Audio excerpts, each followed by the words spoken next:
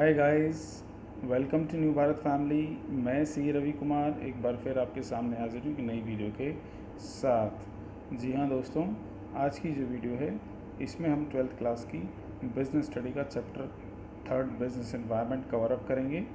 ये इस वीडियो का पार्ट 1 है। इस तरीके से इस चैप्टर की और भी पार्ट आपके सामने आएंगे जिसके द्वारा हम इस चैप्टर को पूरी तरीके से कंप्लीट करेंगे। दोस्तों, आज की जो वीडियो है इसमें जो हम टॉपिक कवर करने वाले हैं, जैसे कि स्क्रीन में आपको दिखाई दे रहा है, सबसे पहले हम जो पढ़ने वाले हैं वो कॉन्सेप्ट और फीचर्स पढ़ने वाले हैं बिज़नेस एनवायरनमेंट के। नेक्स्ट जो इम्पोर्टेंट टॉपिक है कि बिज़नेस एनवायरनमेंट की स्टडी करना क्यों इम्पोर्टेंस होता है किसी भी ऑर्गेनाइजेशन के लिए, और थर्ड कि कौन कौन से ऐसे कंपोनेंट्स हैं बिज़नेस एनवायरनमेंट के जो बिज़नेस को डायरेक्टली या इनडायरेक्टली इफ़ेक्ट करते हैं। दोस्तों, this is about me and please इस वीडियो को लाइक कीजिएगा, चैनल को सब्सक्राइब कीजिएगा और मैक्सिमम लोगों के साथ शेयर कीजिएगा to make new Bharat more educate and aware. जैसा कि आप स्क्रीन पर देख पा रहे हैं, सबसे पहले जो हमारे सामने टॉपिक है वो है बिज़नेस एनवायरनमेंट की डेफिनेशन। जी हाँ दोस्तों, बिज़नेस एनवायरनमेंट की डेफिनेशन। तो सिंपल सी लैंग्वेज में हम ये समझ सकते हैं कि बिज़नेस एनवायरनमेंट में वो सारे फोर्सेस आते हैं, वो सारे इंडिविजुअल्स आते हैं या वो सारी इंस्टीट्यूशन आते हैं जो किसी भी ऑर्गेनाइजेशन की जो कामकाज होता है, जो वर्किंग होती है, उसको क्या करते हैं, इन्फ्लुएंस करते हैं, उसको प्रभावित करते हैं।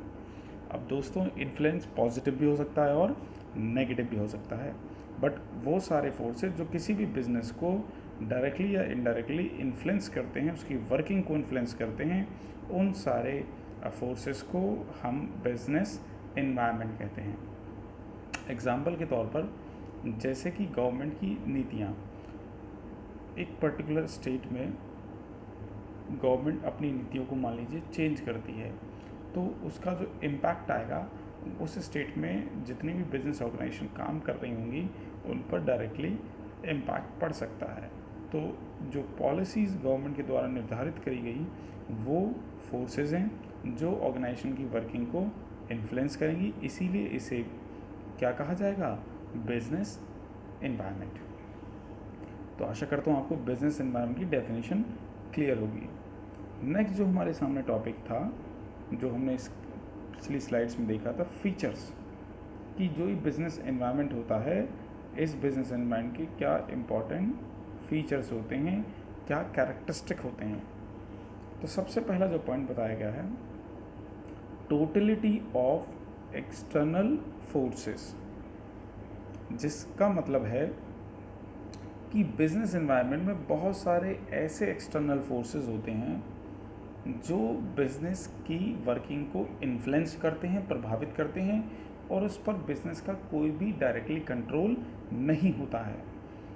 तो ऐसे फीचर्स को हम कहते हैं एक्सटर्नल फोर्सेस, और इसको टोटलिटी इसलिए कहा गया है क्योंकि ऐसे एक्सटर्नल फैक्टर जो बिज़नेस की वर्किंग को इन्फ्लुएंस करते हैं, प्रभावित करते हैं, वो कई सारे होते हैं। वो सोशलिस्ट हो सकते हैं, वो इकोनॉमिकल आर्थिक हो सकते हैं, वो पॉलिटिकल हो सकते हैं, वो लीगल हो सकते हैं, टेक्नोलॉजिकल में बहुत सारे हो सकते हैं, जो कहीं ना कहीं जब भी इनमें चेंज आएगा, चाहे इकोनॉमिकल चेंज आए, टेक्निकल आए एंड फर्दर सो ऑन, ये बिज़नेस की वर्किंग को क्या कर सकते हैं, इन्फ्लुएंस कर सकते हैं।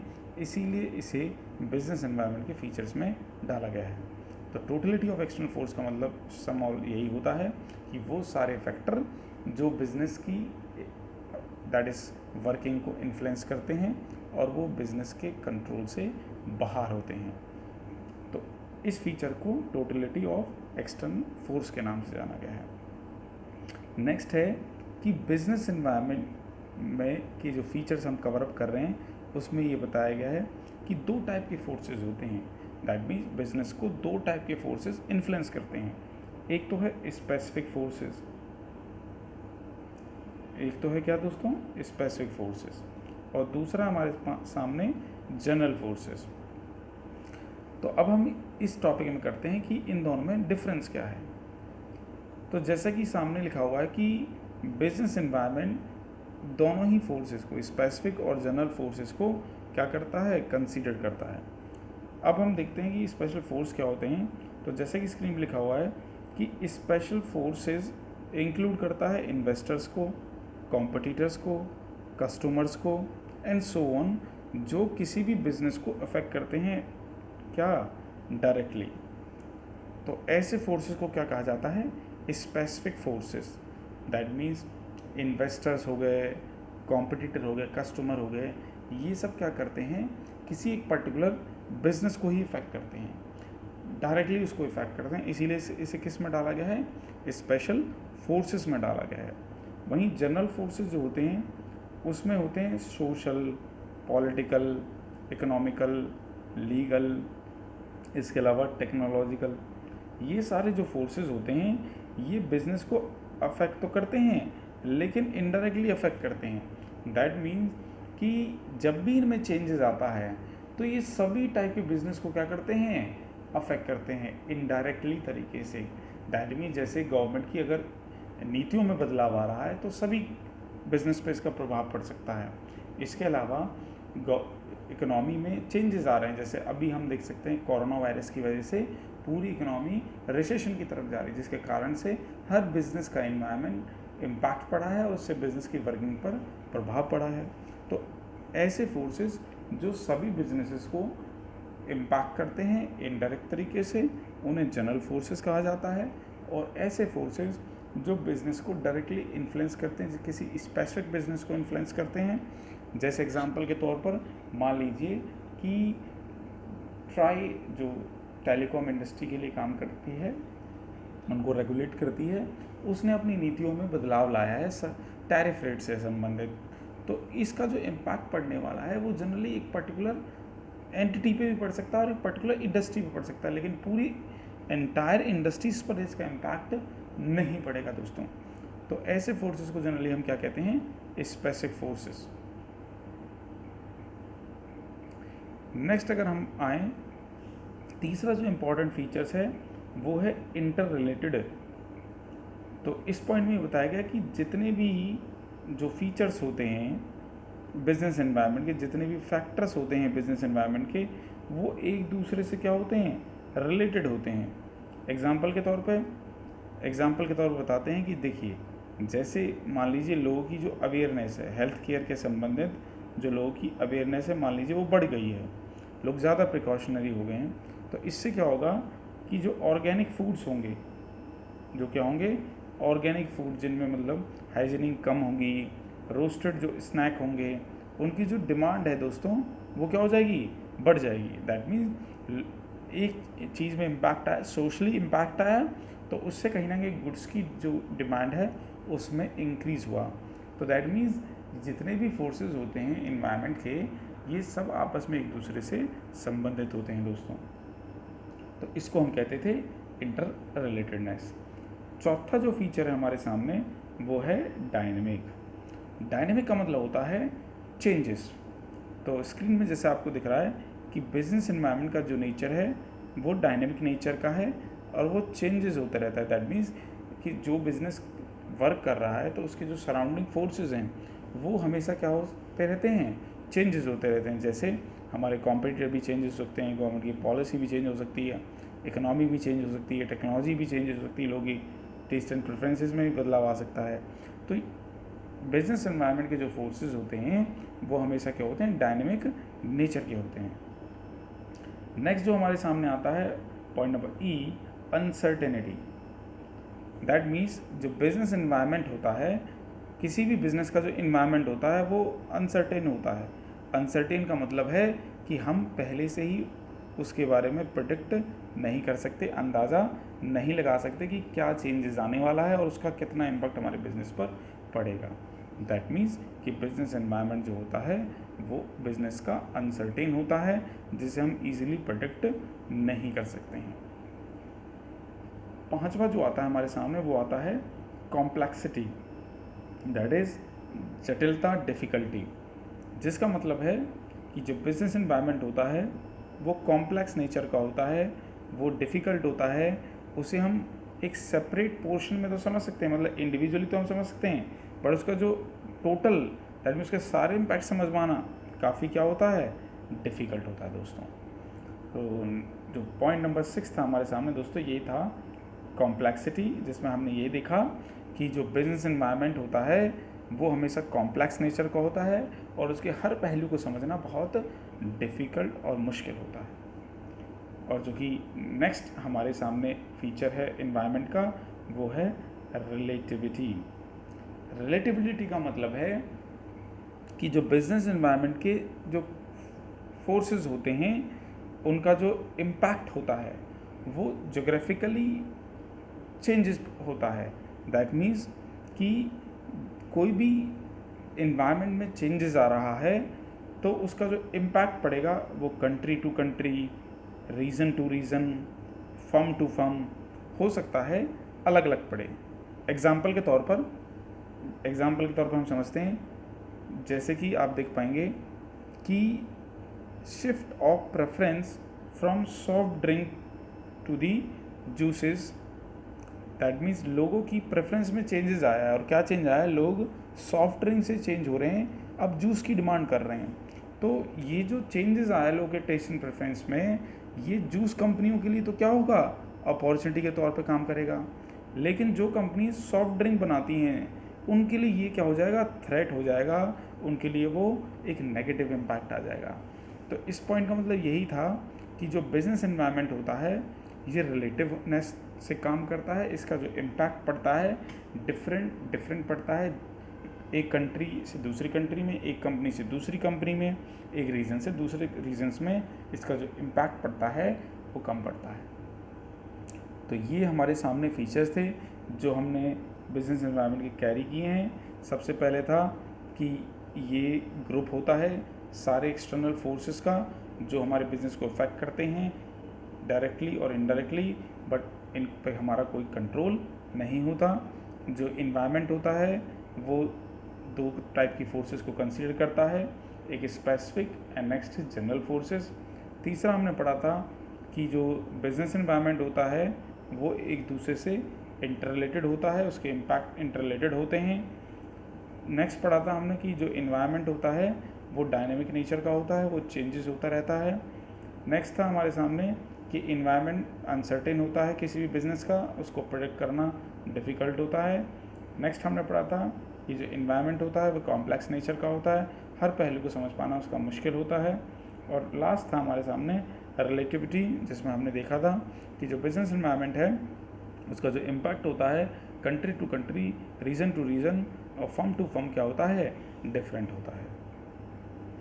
नेक्स्ट जो सामने हमारा टॉपिक है वो है इम्पॉर्टेंस ऑफ बिजनेस एनवायरनमेंट। जी हाँ दोस्तों, इस जो टॉपिक में अब हम करने वाले हैं वो इन्वायरमेंट की इम्पॉर्टेंस पढ़ने वाले हैं, क्यों हमारे लिए बिजनेस एनवायरनमेंट की स्टडी करना इम्पॉर्टेंट होता है। एग्ज़ाम के लिए काफ़ी इम्पॉर्टेंट है, इस टॉपिक को आप स्टार मार्क रखिएगा, काफ़ी इम्पॉर्टेंट है एग्ज़ाम पॉइंट से। चलिए पहला पॉइंट हम कवर करते हैं, identification of opportunity to get first mover advantage. ये पॉइंट बताता है कि जब कभी भी हम बिज़नेस एनवायरनमेंट की प्रॉपर अंडरस्टैंडिंग करते हैं, तो वो हमें मदद करता है फर्स्ट मूवर एडवांटेज का। वो हमें अपॉर्चुनिटी प्रोवाइड करता है कि हम सबसे जल्दी मूव करें और बेनिफिट ले सकें, अपने कॉम्पिटिटर की कंपैरिजन में ज़्यादा बेनिफिट ले सकें। तो इसका पॉइंट का मतलब हो गया कि जब हम कभी बिज़नेस की स्टडी करते हैं तो हमें एक अपॉर्चुनिटी मिलती है कि जो भी कॉम्पिटिटर हमारे पॉलिसी बना रहे हैं उस चेंजेस के लिए हम उनसे पहले मूव करें और उसका एडवांटेज आसानी से ले सकें। एग्जांपल के तौर आप देख सकते हैं, अभी जैसे कोरोना वायरस आया तो इंडिया में ने देखा कि कुछ लोगों ने तो इसको थ्रेट्स के रूप में लिया और कुछ लोगों ने इसे अपॉर्चुनिटी के तौर पर लिया। तो जिन्होंने इसकी स्टडी करी प्रॉपर तरीके से, इसके इम्पैक्ट की स्टडी करी, तो वो इसका फ़ायदा उठा पाए। एग्जांपल के तौर पे जूम ऐप का जो ओनर है उसने करोड़ों रुपए इस ऐप के माध्यम से कमाए हैं। वहीं दूसरी तरफ कुछ कंपनियां ऐसी थी जो मैन्युफैक्चरिंग करती थी, जैसे लाइक ऑटोमोबाइल इंडस्ट्री में काम करती थी, उन्होंने देखा कि अभी ऑटोमोबाइल की डिमांड नहीं हो पा रही कोरोना वायरस की वजह से, तो उन्होंने दैट इज़ वेंटिलेटर, सैनिटाइज़र्स, इन सब पर काम करना स्टार्ट किया, जिससे उन्होंने अपनी सेल को बढ़ा पाए वो। तो दैट मीन्स कि अगर हम प्रॉपर स्टडी करते हैं अपने एनवायरनमेंट की, तो वो हमें मदद करता है फर्स्ट मूव करने का, जिससे हम एक अच्छा प्रॉफिट जनरेट कर सकते हैं अपने कॉम्पिटिटर के अगेंस्ट में दोस्तों। नेक्स्ट जो आता है हमारे सामने, वो आता है identification of threats. Identification of threats, let's see. कहते हैं कि जब हमें अपने बिजनेस एनवायरनमेंट की क्या होती है, प्रॉपर नॉलेज होती है, करेक्ट नॉलेज होती है, तो वो हमें मदद करता है थ्रेट्स को जाने। थ्रेट्स का मतलब होता है मुश्किल, कि इस जो भी चेंजेस आ रहे हैं एनवायरनमेंट में, चेंजेस आने की वजह से इसका हमारे बिज़नेस पे क्या नेगेटिव इम्पैक्ट पड़ेगा, और अकॉर्डिंगली कंपनियां उसके अकॉर्डिंगली पॉलिसी बनाती हैं और उस इम्पैक्ट को मिनिमाइज़ करने की कोशिश करती हैं। एग्जांपल जैसा कि स्क्रीन पे दिखा रखा है कि जैसे बजाज ऑटो जो है, उन्होंने रेगुलरली अपने टू व्हीलर्स में इम्प्रूवमेंट करा। जब उन्होंने देखा कि होंडा और अदर कंपनी ऑटो इंडस्ट्री में क्या कर रही हैं, मूव कर रही हैं। पहले बजाज के स्कूटर आते थे, जब कंपनी ने देखा कि होंडा और मोटो दैट इज़ अदर कंपनीज क्या कर रही हैं, दैट इज़ टू व्हीलर्स में काम कर रही हैं, नए नए टू व्हीलर्स के फीचर्स के साथ आ रही हैं, तो उसी तरीके से बजाज ऑटो ने भी क्या किया, नए एडवांस फीचर्स के साथ टू व्हीलर्स में काम किया और मार्केट में सर्वाइव किया। तो दैट मीन्स इन्वायरमेंट में जब टेक्नोलॉजिकल, पॉलिटिकल और किसी भी तरीके से चेंज आए, तो उसमें से दो चीज़ निकल कर आती है। एक तो निकल कर आती है अपॉर्चुनिटीज़, और दूसरी निकल कर आती है थ्रेट्स। तो जब हम अपॉर्चुनिटी को आइडेंटिफाई करते हैं, तो हमें फर्स्ट मूव करने का दैट इज़ एडवांटेज मिलता है, और हम जब इन्वायरमेंट की स्टडी करके थ्रेट्स को आइडेंटिफाई करते हैं, तो हमें मदद मिलती है कि जो भी थ्रेट्स आने वाले हैं उनको हम कैसे एलिमिनेट कर पाएँ, उनका जो इम्पैक्ट है वो ऑर्गेनाइजेशन पर ज़ीरो कर पाएँ। जी हाँ दोस्तों। और तीसरा जो हमारे सामने इम्पॉर्टेंट आ रहा है, that is tapping useful resources. Tapping useful resources, इसका मतलब पॉइंट पर क्या होने वाला है कि जब हम इन्वायरमेंट की प्रॉपर स्टडी करते हैं, तो हमें जो भी रिसोर्सेज की रिक्वायरमेंट होती है उसकी हम प्रॉपर अवेलमेंट रख पाते हैं। रिसोर्सेज किस तौर पर, जैसे कैपिटल हो गई, लेबर हो गई, मशीन्स हो गए, रॉ मटेरियल हो गया, एक्सेट्रा, और भी टाइप के रिसोर्सेज होते हैं। तो ये सारे जो रिसोर्सेज होते हैं, ये फर्म के लिए प्रॉपरली अवेलेबल हो पाएँ, टाइमली अवेलेबल हो पाएँ, एक बेहतर इकोनॉमिकल प्राइस पर अवेलेबल हो पाएँ। तो ये सब अवेल कराना तभी पॉसिबल है जब हम अपने पूरे सराउंडिंग इन्वायरमेंट की प्रॉपर स्टडी कर पाएंगे। तो इस पॉइंट में यही लिखा हुआ है कि जब हम स्टडी करते हैं अपने इन्वायरमेंट की, तो जो भी हमें रिसोर्सेज चाहिए होते हैं अपनी मैन्युफैक्चरिंग के लिए, अपनी सर्विस के लिए, तो उन्हें हम टाइमली एक बेहतर प्राइस पर, एक इकोनॉमिकल प्राइस पर अवेलेबल करा पाते हैं। नेक्स्ट जो चौथा पॉइंट है, कोपिंग विद रैपिड चेंजेस। आप जैसा जानते हैं कि इन हमारे जो सराउंडिंग इन्वायरमेंट होते हैं किसी भी बिज़नेस के, वहाँ पर लगातार चेंजेस आते रहते हैं, either through government policy, either through technological, either through economical changes, या फिर हमारे किसी भी कॉम्पिटिटर की पॉलिसी में चेंजेस आने की वजह से। तो जब हम अपने इन्वायरमेंट की स्टडी करते हैं, जब इन चेंजेस की हम प्रॉपर स्टडी करते हैं, तो ये जो स्टडी है हमको मदद करती है जो भी ये चेंजेस चल रहे हैं इनको जानने में, और साथ ही इन चेंजेस को कैसे हम इफ़ेक्टिवली हैंडल कर पाएँ, कैसे इन्हें अपॉर्चुनिटी में कन्वर्ट कर पाएँ, कैसे हम इन्हें अपने फ़ायदे में कन्वर्ट कर पाएँ, इसके लिए ये मदद हमें करती हैं दोस्तों। नेक्स्ट जो पांचवा इम्पॉर्टेंस है, assistance in planning and policy formulation. तो ये एक नटशेल पॉइंट है, जैसे कि आपको स्क्रीन पे दिखाई दे रहा है, कि जब हम अपने बिजनेस एनवायरनमेंट की प्रॉपर क्या करते हैं, अंडरस्टैंडिंग और एनालाइज करते हैं, तो ये ऑर्गेनाइजेशन को मदद करता है प्रॉपर योजना बनाने में, और योजना के साथ साथ नीतियाँ बनाने में। एग्जाम्पल के तौर पर जैसा स्क्रीन पे दिखाई दे रहा है कि जो ITC होटल कंपनी है, उन्होंने प्लान किया न्यू होटल इंडिया में बनाने का, जब उन्होंने ये देखा कि इंडिया के अंदर टूरिज़्म सेक्टर के अंदर काफ़ी बूम है या आने वाला है। तो इसको हम कहते हैं assistance in planning and policy formulation. जी हाँ दोस्तों, तो हमने इम्पोर्टेंस अभी कैरी करी बिजनेस एनवायरनमेंट की, जिसमें हमने देखा 5 इम्पॉर्टेंस थी। सबसे पहले अगर हम एनवायरनमेंट की स्टडी करते हैं तो वो अपॉर्चुनिटी आइडेंटिफाई करने में मदद करता है। अगर हम स्टडी प्रॉपर करते हैं तो जो भी थ्रेट्स होते हैं उनको आइडेंटिफाई करने में मदद करता है। इसके अलावा संसाधनों को टाइमली अवेलेबल कराने में मदद करता है। इसके अलावा जो भी चेंजेस आते हैं उन्हें इफेक्टिवली हैंडल करने में मदद करता है। और पाँचवा हमने पढ़ा कि जो भी चेंजेस आते हैं और उनको अगर हम प्रॉपर स्टडी करते हैं तो हमें जो भी प्लानिंग और पॉलिसी बनानी है उन पॉलिसी और प्लानिंग को करने में मदद करता है, जिससे हम उस चेंजेस को अपॉर्चुनिटी में कन्वर्ट ईजिली कर पाते हैं। दोस्तों, आज का जो लास्ट टॉपिक है वो है कंपोनेंट्स। ब्रीफली हम इसे डिस्कस करेंगे। नेक्स्ट क्लास में हम इसे डिटेल में डिस्कस करेंगे। एग्ज़ाम के पॉइंट से काफ़ी इंपॉर्टेंट टॉपिक है। तो जैसा कि स्क्रीन पर दिखाई दे रहा है आपको, बिजनेस एनवायरनमेंट के 2 कंपोनेंट हैं। दैट मीन्स 2 टाइप के बिजनेस एनवायरनमेंट होते हैं। एक होता है इंटरनल एनवायरनमेंट और एक होता है एक्सटर्नल एनवायरनमेंट। दैट मीन्स किसी भी बिजनेस के 2 टाइप के एनवायरनमेंट होते हैं, एक इंटरनल और दूसरा एक्सटर्नल। इंटरनल में क्या आता है जनरली? इंटरनल में जनरली आता है ऑर्गेनाइजेशन के ऑब्जेक्टिव, ऑर्गेनाइजेशन की नीतियाँ, ऑर्गेनाइजेशन का खुद का स्ट्रक्चर, ऑर्गेनाइजेशन का MIS मैनेजमेंट सिस्टम, ऑर्गेनाइजेशन के प्रोडक्शन मेथड और ऑर्गेनाइजेशन के प्रोडक्शन कैपेसिटी। दैट मीन ये सारे जो फोर्सेस हैं ये किसी भी बिज़नेस को इंटरनली इफ़ेक्ट करते हैं और ये बिज़नेस के कंट्रोल में होते हैं, इसीलिए इस एनवायरनमेंट को इंटरनल एनवायरनमेंट कहा गया है। वहीं दूसरी तरफ जो एक्सटर्नल एनवायरनमेंट है उसमें 2 टाइप के बताए हुए हैं, एक माइक्रो और एक मैक्रो। याद रखें ये दोनों ही एक्सटर्नल हैं। एक्सटर्नल का मतलब है कि इन एनवायरनमेंट में जब चेंजेस आता है तो ये चेंजेस हमारे ऑर्गेनाइजेशन के कंट्रोल में डायरेक्टली नहीं होते हैं। तो ऐसे एनवायरनमेंट को हम एक्सटर्नल एनवायरनमेंट कहते हैं और वो 2 तरीके से होते हैं, एक micro and macro.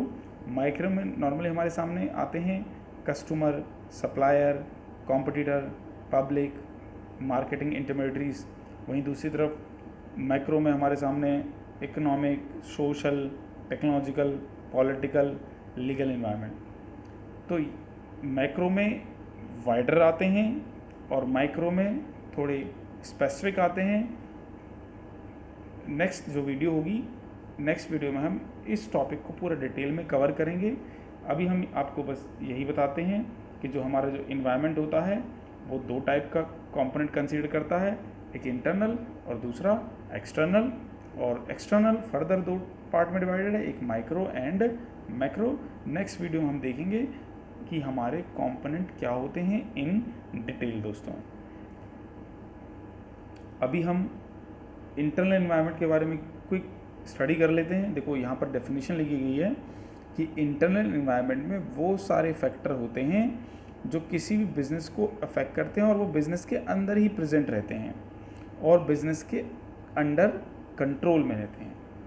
That means वो सारे फैक्टर्स जो बिज़नेस में इटसेल्फ प्रेजेंट रहते हैं, that means management, that is government के, दैट इज़ बिज़नेस का ऑब्जेक्टिव। अभी जो हमने लास्ट स्क्रीन पे देखा था, बिज़नेस की प्रोडक्शन कैपेसिटी, बिज़नेस की पॉलिसी, बिज़नेस के प्रोडक्शन के मेथड, मैनेजमेंट का एटीट्यूड, ह्यूमन रिसोर्सेज, ये सब क्या होते हैं? ये सब ऑर्गेनाइजेशन के अंदर प्रेजेंट होते हैं। ये सारे फैक्टर ऑर्गेनाइजेशन को इंटरनली इफेक्ट करते हैं और इनमें जो भी चेंजेस आता है उस चेंजेस को ऑर्गेनाइजेशन आसानी से कंट्रोल भी कर सकती है। इसीलिए ये बिज़नेस के क्या बताए जाते हैं? इंटरनल एनवायरनमेंट बताए जाते हैं। दोस्तों, तो नेक्स्ट वीडियो में हम डिटेल में एक्सटर्नल एनवायरनमेंट के बारे में पढ़ेंगे। इंटरनल एनवायरनमेंट हमने कर लिया है, तो प्लीज़ इस वीडियो को लाइक कीजिएगा, चैनल को सब्सक्राइब कीजिएगा और मैक्सिमम लोगों के साथ शेयर कीजिएगा। दोस्तों, thanks to all of you. जय हिंद दोस्तों।